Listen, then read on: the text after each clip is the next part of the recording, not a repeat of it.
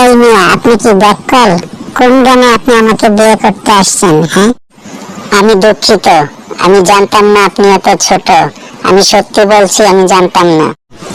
ও, আপনি জানতেন না যে আমি ছোট? আপনি না জেনে আমাকে বিয়ে করতে চলে আসছেন। তাহলে কে জানতো আমি যে ছোট? শুনি, বলুন তো, কে নিয়ে আসছে আপনাকে এখানে? আমি আপনাকে বললাম তো যে আমি দুঃখিত। কাকা আমাকে বলল চল পাত্রী দেখে আসি। আমি আর কিছু বললাম না, চলে এলাম। ও, আপনার কাকা বললো আর আপনি নাচতে নাচতে চলে আসলেন? আপনার কাকা তো গাদা। মানে, আমি কি বলবো, এই ছিল আমার কপালে, একটা বুইড়া বেটা আসছে আমাকে বিয়ে করার জন্য। আপনি খাল চিনেন? খাল? আমার না এখন ইচ্ছা করতেছে খালে ডুবা মইরা যাই। কয় নাম্বার এটা বলুন তো শুনি, কয় নাম্বার? হ্যাঁ, কয় নাম্বার মানে?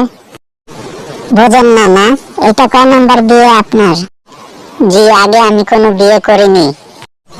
বাহ, সুন্দর, আপনি বিয়েই করেন নাই, তাহলে এই বয়সে আমাকে বিয়ে করতে আসলেন কেন? আমাকে বিয়ে করার শখ উঠলো কেন আপনার, বলেন? কি সমস্যা আপনার?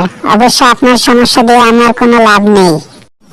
আমি না অনেক দেখছি, আপনার মতো কিছু বুইড়া বেটা আছে যারা বয়স থাকতে বিয়ে করে না, বয়স চলে গেলে পরে তাদের বিয়ে করার শখ ওঠে। কত যে আপনাদের বিয়ে করার শখ, এত শখ আপনাদের কোত্থেকে আসে রে ভাই, আমি না বুঝি না। একটা কথা আপনি শুনেন, আমার বাবা মাকে আপনি বুঝাইতে পারছেন যে আপনি এখনো বিয়ে করেন নাই, কিন্তু এত বছর আপনি আমেরিকায় থাকেন, 4-5টা বিয়ে তো আপনি অবশ্যই করছেন। আমাকে বুঝাইতে আসবেন না। আমি শিওর আমার আব্বু আম্মু আপনার টাকা পয়সা দেখছে, আপনার টাকা পয়সা দেখে তারা এই বিয়েতে রাজি হয়েছে। এটা অবশ্য আমার জানার বিষয় না।